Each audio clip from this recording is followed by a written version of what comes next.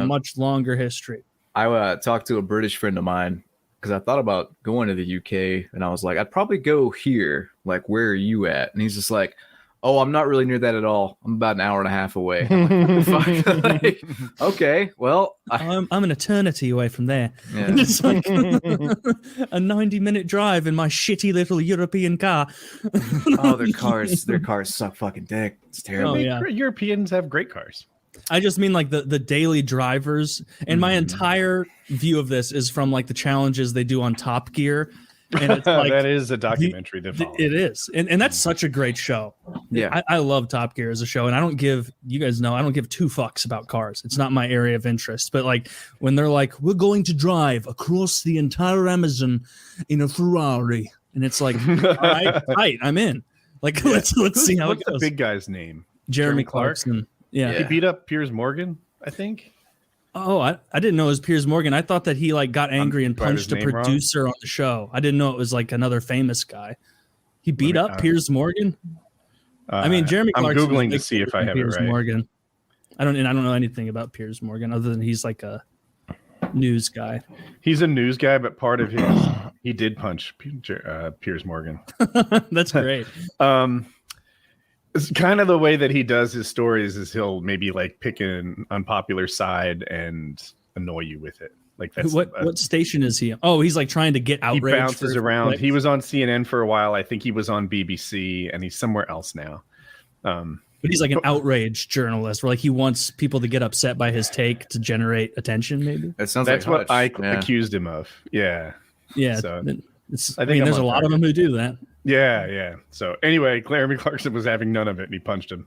All right. Well, that's so much cooler now to know that it was Piers Morgan that he beat up. Yeah, Jeremy Clarkson's the coolest one on that show, but they have good chemistry. I always thought that would be a show that you would be super into, Kyle, with your interest in cars. Well, it's not about cars. You're right. Like it's really not about cars. They're more like a comedy troupe that it's like a hangs around a garage comedy. Yeah. Yeah. No, I've liked what I've seen of it, but I've just never really gotten into it. And I would probably like it more if I gave it a chance, but I really haven't.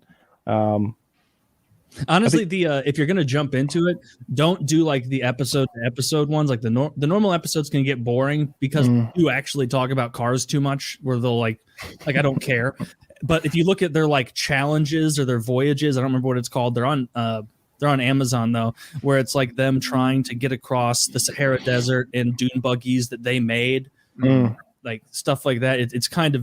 It's neat. Those are the cool ones. The episode where they go to it might be an older one. They go to Africa or some shit, and they have to drive. They're just given like 3 random fucking cars. Like one's a Subaru, so it's gonna do well. One's like a fucking Buick, like finding the source of the Nile by chance. I've seen that one. It might have been that one, but basically, they just get stuck constantly, and it's fucking entertaining. It's funny. I have to get the locals that like dig them out, and push them out, and shit. And I don't remember what area they were trying to drive across, but it was a huge amount of area with a lot of different terrain, and they got dropped in, and instead of being given a car, they got airdropped a car kit, and had to build the car. But because Hammond and May are the only ones who have like an actual knowledge of how to build cars and like the engine, like Jeremy just fucks off the whole time. He's like, I was over there trying to make you supper as you made the car, and they're like, you've burned it. It's an MRE and you've burned it. He's like, well, give me for trying to help. It's great. It's a fucking great show. It's great content. It bugs me. Like I know how staged it is too. Of course, but it's silly. It's that like. Of course it's staged. It's great content, but it's not supposed to be staged. You're supposed to think it's real. And there's a little bit there. I feel like it's a little give and take there. Like, certain parts are totally fake, but like by the end of those challenges where like they've been sleeping in a tent for a week, they're genuinely getting like snippy and angry at each other. Like you can tell sometimes it gets a little too real at the end where like you can tell they're genuinely upset with one another and they want to go home, and that creates good content too. But like, I don't know, it's the same thing as suspending disbelief for the Squid Game for me. Like, the Squid Game isn't trying to convince you this really happened. I don't feel maybe I'm wrong. I feel like some of the stuff is so obviously put on and scripted that like it's supposed to be like a tongue-in-cheek joke. Okay. Like when there's like one remembering like there's a service in India where there's like hundreds of millions of meals delivered, like hot meals prepared by the wives of men, and those get delivered by people whose entire job is to like ride the train with huge numbers of tins and then go deliver them to men at work. And they're like, the train takes 40 minutes to get there. Cars are faster. We can do it. We're going to revolutionize the way India does lunch. And like they're driving around with all those things in the back of in the boot of their car, and like they're sloshing around and spilling all over, and there's soup everywhere. And they get there late, and it's like obviously they didn't think they were going to revolutionize lunch in India. When like 2 minutes in, they're like, I didn't imagine the traffic in India could be this bad. it's like yeah, it's fucking India.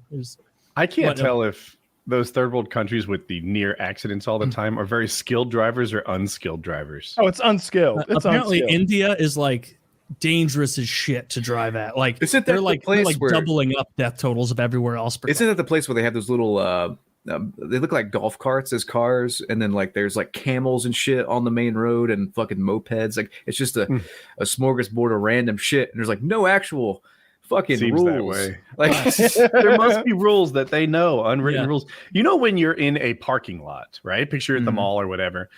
You don't back out without looking both ways, right? It's kind of on you to make sure you don't pull into traffic and cause an accident. Right. Well, in India, the rules are flipped. They feel like the person driving should be on the lookout. They should be on the lookout for cars since they can see so well.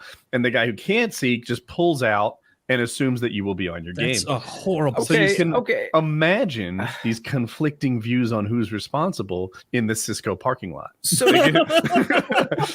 maybe I'm just really American, but shouldn't both motherfuckers be looking like, you know, like that would be ideal, I suppose. Yeah. It is up to the guy driving. They say that and just back out, don't even look at their don't even look review mirror. Yeah, I mean that's what's up.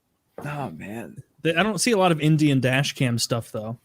It's always. Well, I mean, like the reason they don't have the internet or electronics yet. I mean, huge swaths of them don't have the internet. They just make them there. 4 billion people. yeah. I mean, they live in huts. I think the reason like you only see Russians with that is because don't they need it for like their insurance or something?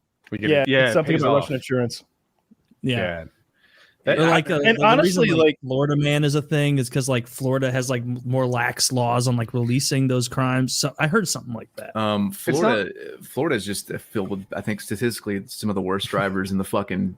They're all ancient. Yeah, the Florida man. Like I think in every other state, when they release like today's arrest records, they use their name, but they keep them anonymous in Florida. So just Florida man and Florida women did this and that. Yeah. And so like more stuff gets out there because everyone has the same name, Florida man did this and that. So it looks like that guy's insane. Not Carolina man, it's Stevie Johnson. Exactly, yeah. Stevie Johnson. But still Florida. Well, Stevie Johnson, notorious pedophile. Oh.